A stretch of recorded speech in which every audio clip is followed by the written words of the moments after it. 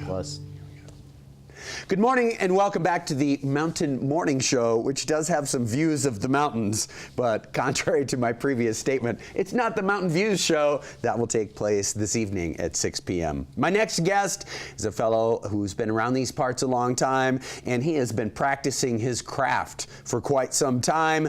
This morning, we are going to talk about recruiting and HR and hiring and job seeking in the holiday season. There are a few maybe common misconceptions that folks have about recruiting during this time of year, but all of those are going to be dismissed by this conversation with the recruiter guy himself. It's Bill Humbert. Good morning, sir. How are you? I'm well. Yourself? Good to see you, my friend. Good to see you. Welcome back. Thank you. So as soon as I read the notes that you were kind to provide, I was yes and, yes and, yes and, all of the things that don't go maybe in line with conventional, I wouldn't say wisdom, I would say conventional assumption maybe, right. But a number of the points that you made about what this time of year is like and the great things both for job seekers and for talent seekers, this can be, the holiday time can be great. Talk a little bit about your experience. Well, Terry, as a recruiter who did contingent recruiting through the 80s into early 90s, December was one of my best months fee-wise recruiting. And the reason why, there were great candidates looking in December. And the smart managers were also looking. Yeah, sure. So I put them together. And it was awesome. Fantastic. Yeah. Talk a little bit about what some of those common misconceptions are, and how the holiday period can be really good for both sides of this equation.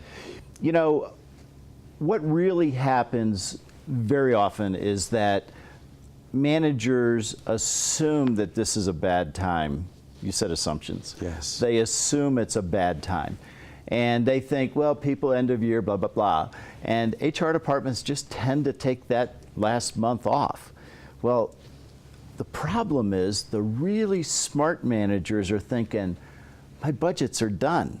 I know who I can start in January. Yes, yes. And so, and what's really cool is the best candidates are looking in December because they want to relax during the holidays and then get started in a new job in January.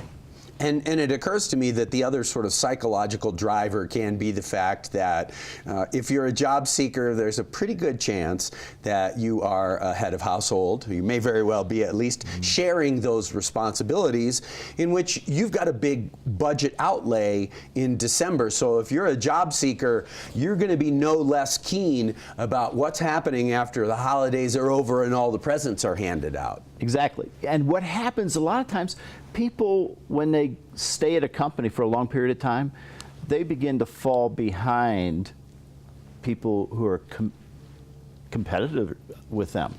Okay, so this one might be a project manager, this one might be a project manager, but this one made job changes. This one got 1% and 2% raises over every year. Sure, sure. And so looking in December can give you, a lot of times you get a 5 to 10% bump to go somewhere else.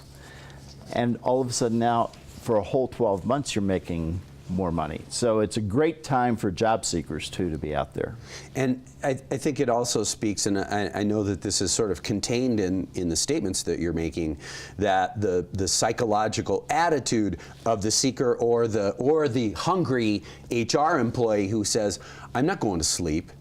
This can be a great time. And of course, we've got so many more folks that we listen to nowadays in a myriad of categories who are saying, don't go to sleep, don't ever go to sleep. Stay with it, stay hungry, stay focused, because the holidays are great. It is important to be able to shut off. But by the same token, whether you're trying to get a job or whether you're trying to find the best talent, the competition doesn't stop. Right. And so if there's an arbitrage opportunity that's present, even if it's a tiny one, we've got hundreds of candidates, but we only need that one superstar that can really make the difference for, as you say, the new calendar year or the new fiscal year. Exactly. And so what a lot of times happens is HR does go to sleep. And now it's time for the manager to take control. Start networking. Get out there, find out who's available, who might be a great fit. And go after them yourself. And then you bring them to HR and say, okay, I want to hire this guy. Right. Or woman. Right. Right. And that's how it's done. There's a book, Top Grading by Dr. Brad Smart. And that book is the best book I've ever read. And that was back in the early 2000s. So I hope he hasn't messed up with other editions. That's right. But Top Grading, all one word, is the best book I've ever read on selecting, mentoring, and retaining top performers. And he calls them A players, top 10%. Sure. Great book. And it's a book that managers should all pick up. And as a matter of fact, Brad, I think you owe me some money. I've probably sold thousands of copies of this book. Thousands.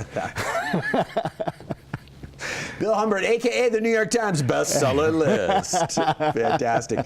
So let's go to a scenario that you sketched out and talk a little bit about. We've been through this period, and we've fallen in love. We've determined that we've got a candidate who can help us operationally, financially, with profitability, performance-wise, and take us through both sides of the equation when you go, okay, we like this woman, this man, and we would like to have them in here at the beginning of the new year when everybody is, all right, it's been great, happy holidays, everybody, but now it's time to buckle down. Right. And get after it. Talk about the early December offer and some of the dynamics of that when we do have our people taking time off and that sort of thing. Sure. So what's really great about having somebody lined up in early December is that you can explain to them, look, I'm going to hire you for the beginning of our budget year. So the first day of January we're working, we want you to start. This way you can already put in your 2 weeks notice and relax during the holidays. Yes. Have fun, knowing that you're going to get paid more money January 2nd or whatever it is. And candidates love that. They love that. Best Christmas ever. Best Christmas ever. And for the managers, it's the same thing. They're going, instead of beginning to source in January when the whole world is sourcing, you've already got your person lined up and they're starting. Yeah. It's amazing. It's a great time. It's great stuff. And it all comes back to that consciousness of competition that if you shut off, you may be missing opportunities no matter what side of the equation you're on. Absolutely. Hey, I know you've got a great story for recruiting in this time of year, and I really enjoyed it. So share it with the viewers if you would. So going back to the fact that December was one of my best months always. I had this woman who was a CICS systems programmer in Baltimore. And I knew from our conversations, I knew she was driving to Blacksburg, Virginia from Baltimore Christmas Eve. And my client was CompSat Labs. And CompSat Labs was an amazing place to work. And I said, you know, how about on the way past Germantown, Maryland, why don't you stop at CompSat Labs, interview in the morning, and then drive on to Blacksburg?